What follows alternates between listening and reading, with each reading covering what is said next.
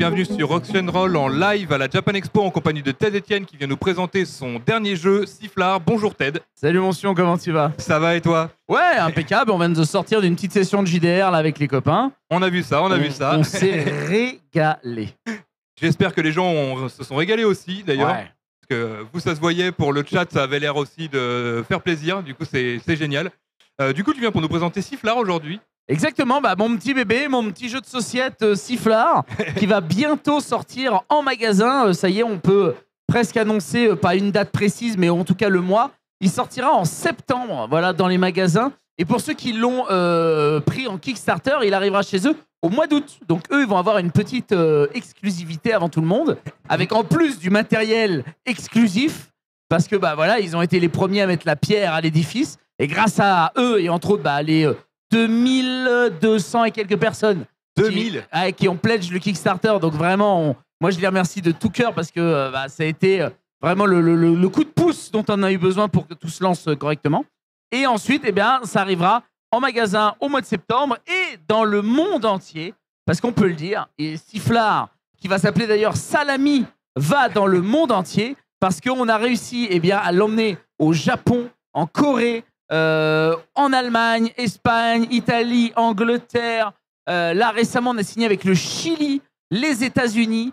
Donc vraiment, on va se régaler. Et bah, je pense que des félicitations s'imposent parce que c'est vraiment un super succès. Et d'ailleurs, encore merci aux gens qui ont participé au Kickstarter, qui ont permis à Sifflard de sortir. Je sais pas pour vous, mais moi j'ai hâte personnellement qu'il sorte parce que j'ai vu. Enfin, je suis désolé, rien que visuellement, ça donne envie d'y jouer. Ah bah, on peut remercier vraiment Guillaume Lucbert hein, qui a été le graphisme vraiment incroyable de Sifflard. Je peux le dire, à chaque dessin qu'il a fait, je ne suis presque jamais revenu dessus. Il n'y a que sur la noisette pour la version vegan, parce qu'il y a une version vegan, une version elfique de Sifflard pour que tout le monde puisse y jouer. Il n'y a que là-dessus que je suis revenu. Sinon, le moindre dessin, dès qu'il faisait quelque chose, j'étais en mode, c'est exactement ce que j'avais en tête. Guillaume, tu es là, c'est vraiment incroyable. Donc merci à lui et à Arcada qui ont été assez fous pour embarquer dans cette histoire. Et bah parfait. En tant que joueur chez Rock'n'Roll, je sais que de toute façon la noisette, on revient toujours dessus. Ça, y a pas le choix. À quel moment tu t'es dit je vais faire un jeu de société où le but ça va être de voler des parts de saucisson Eh ben, je vais pas te mentir, à la base je me l'étais pas dit du tout. C'est-à-dire que vraiment jusqu'à Octogone de l'année dernière, j'étais en mode un jeu de société j'en ferai un jour, mais pour le moment c'est pas l'ordre du jour. Et je sortais d'une session de JDR à Octogone. Et il y a un gars, malheureusement que je ne peux pas citer parce que je ne connais pas son nom, mais je l'embrasse très tendrement, qui est venu me voir et qui m'a dit « Mais Ted, je comprends pas, Hook, le saucisson, le JDR, bon bref, le jeu de société t'en fais avec les joueurs du dimanche, Maxildan, Rofello, c'est Marie Grand Jeu, mais pourquoi tu fais pas ton propre jeu de société? Et surtout, pourquoi tu fais pas un jeu de société autour du saucisson ?» Et là, je le regarde et je lui ai dit « Mais parce que je suis un con, j'y ai pas pensé. » Et c'est vrai, je n'y avais absolument pas pensé. Et je lui ai dit, bah, tu sais quoi, c'est simple, tu viens de me donner l'idée.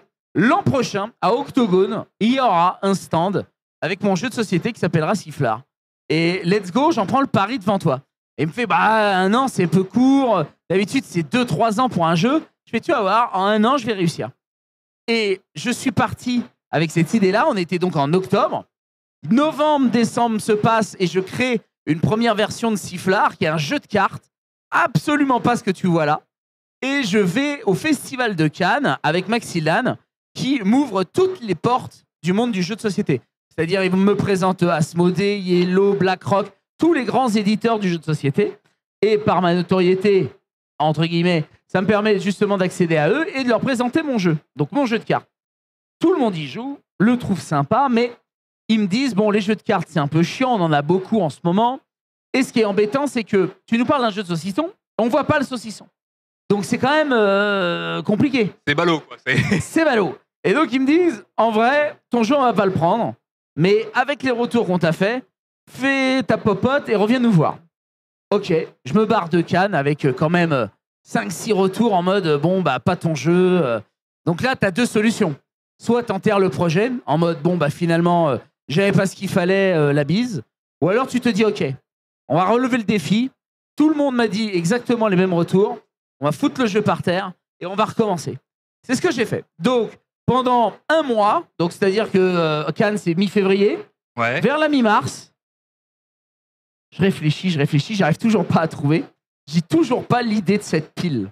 En fait, et la chance que j'ai, c'est qu'un soir, je joue au poker avec mon coach Z Chance et je suis en train de trifouiller des jetons pendant que je suis en train de réfléchir à comment jouer mon coup, quoi. Tout le monde fait ça au poker, hein. Sachez-le, tout le monde joue avec ses jetons. Tout le monde se trifouille les jetons, hein, c'est terrible. Et donc, je suis en mode, mais qu'est-ce que... Et là, je regarde ma pile et je fais, mais attends, si je fais ça, ben, ça peut être un sifflard, ça peut être une pile de saucissons. Chaque jeton, c'est une tranche. Ça marche. Ok, à partir de là, let's go. J'ai arrêté ma partie de poker et je me suis fait nuit blanche sur cette idée. Parce que, alors je le dis aux gens qui créent un peu des trucs, si vous avez une idée, surtout, ne dormez pas dessus. Il y en a plein qui disent « Ah, dormez sur votre idée, vous verrez demain, nanana. » Non, ne dormez pas dessus. Allez au bout de l'idée et vous voyez ce que ça donne en ayant dormi dessus après. Mais au moins, allez au bout de la réflexion. Donc j'ai fait une nuit blanche où effectivement, je me suis dit « Ok, j'ai un sifflard. Qu'est-ce que je peux faire par rapport au jeu de cartes que j'avais créé ?» À la base, sifflard, c'était un jeu où on avait un indice de satiété, d'accord ? Et on gagnait des tranches avec des noisettes, et c'est les noisettes qui faisaient les points. Ok ? Mais tu devais manger des tranches. Tu vois, déjà, rien que dans l'explication, c'est long et chiant. Hein. Et si tu dépassais ton indice de satiété, tu gerbais et nanana. Chiant. Ça n'existe plus. Ça a dégagé. Et donc, j'arrive sur cette idée de me dire, OK, j'ai un sifflard, des jetons. Comment faire pour faire un jeu familial ? Parce que Mike Sildan m'avait très bien dit cette phrase, de me dire, là, le problème, c'est qu'avec sifflard, tu as le cul entre deux chaises. Soit tu fais un jeu initié, c'est-à-dire un jeu où vraiment tu as des personnages, comme je vais pouvoir vous présenter dans quelques minutes, avec des pouvoirs très précis qui nécessitent une connaissance, etc. Ou alors tu fais un jeu familial. Et moi, le concept, c'est quand même les copains autour de la table, l'apéro, le bon moment. Donc je me suis dit, bon bah, go partir sur un jeu familial. Et en fait, quand on fait un jeu familial, on pense que, ok, il y a moins de règles, donc c'est plus facile. C'est absolument faux. Parce que moins il y a de règles, plus le jeu doit être équilibré. Parce que sinon, le moindre truc dérape, c'est mort. Les joueurs de Munchkin en savent quelque chose. Et on les embrasse. Et on les embrasse. Ah, c'est terrible. En plus, il y a les bolts d'elfes. Bon, bref, voilà, t'es forcé de faire des trucs. Un bordel. C'est terrible. Donc, l'idée, voilà, c'est de me dire, OK, j'ai un sifflard, j'ai des tranches, qu'est-ce que je vais faire ? Comment faire pour intégrer aussi une mécanique que moi j'adore, qui est le timer aléatoire.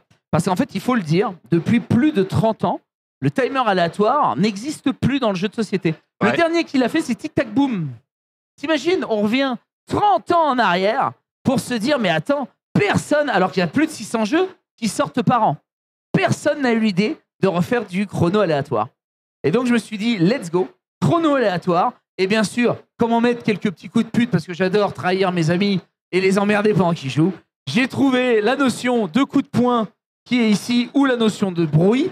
Et donc là, maintenant, je t'explique un peu le jeu sifflard pour que tu puisses comprendre ces fameux jetons. Je veux bien, d'autant que tu as commencé à parler des persos, du coup, je pense que c'est le moment de rentrer dans le vif du sujet. Exactement.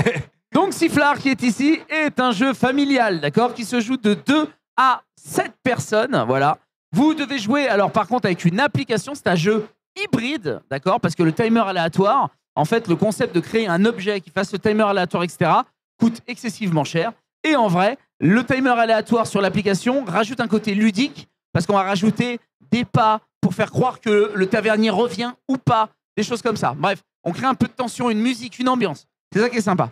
Ouais. Et donc, sifflard, ce sont des aventuriers qui n'ont pas de thunes et qui décident de rentrer dans une taverne pour manger. Comme ils n'ont pas d'argent, ils vont devoir voler leur nourriture.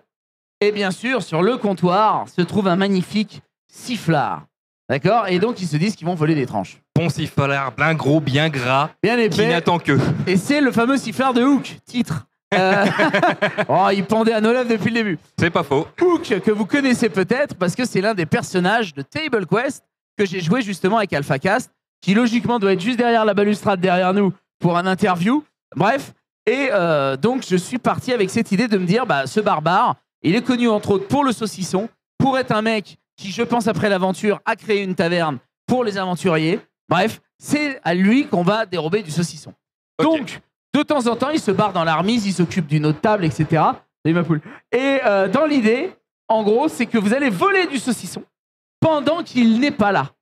Mais vous ne savez pas quand est-ce qu'il revient. Et c'est celui qui a le couteau en main, parce que le couteau est important, parce que si vous n'avez pas le couteau, vous ne pouvez pas voler de saucisson. Celui qui a le couteau en main qui va prendre ce qu'on appelle un regard noir.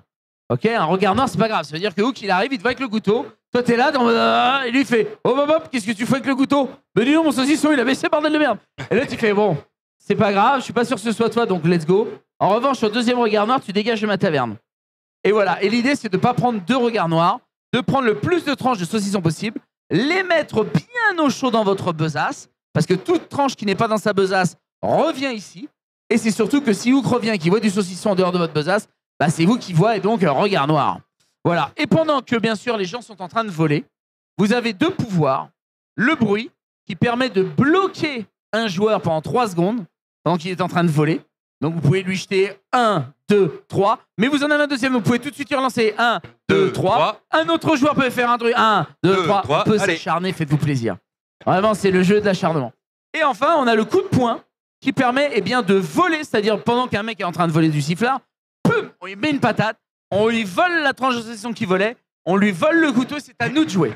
Voilà. C'est à moi, j'ai faim. Exactement. Parce que si Hook vient de se barrer, tu dis il va pas revenir tout de suite et let's go.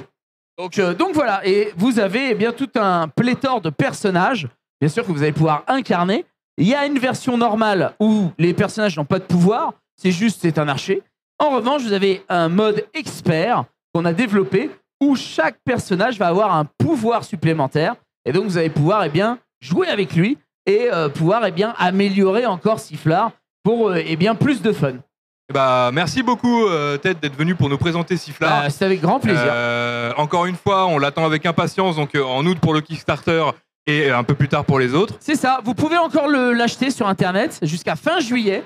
Après, il faudra attendre le mois de septembre pour l'acheter en magasin, effectivement. Donc on va s'organiser comme ça. Et donc vous tapez Sifflard sur Game & Tabletop sur Google et vous pourrez l'acheter. Il est à 25 €. Donc on a essayé de garder des prix attractif pour tout le monde, avec quand même du matos de qualité, parce que ce sont quand même des vrais jetons de poker. Oui, ça s'entend. Pas juste à la volée. Pareil pour les jetons coup de poing, etc. Le couteau sera en acrylique. Enfin bref, on a essayé de faire du très beau matériel et que les gens puissent se régaler, en plus de l'application qui est gratuite et qui est en 8 langues. Parce que, comme on l'a dit, on l'a vendu dans le monde entier. Donc vous pourrez jouer avec tous vos potes, anglais, espagnol, je crois même que ça va jusqu'au polonais. On a fait du polonais. Donc vraiment, n'hésitez pas. Donc voilà, vous avez toutes les informations. Moi, je sais que personnellement, j'y jouerai à l'apéro avec les copains. Avec plaisir. Merci beaucoup à toi, Ted Etienne, et bonne continuation. En espérant que tu continues à nous faire des trucs de cette qualité-là. J'espère, on verra bien. Alors en vrai, je pense rester sur un jeu de société. Ouais. Tu vois, je vais repartir avec la couronne et me dire merci, salut. En faire un deuxième, c'est un peu casse-gueule.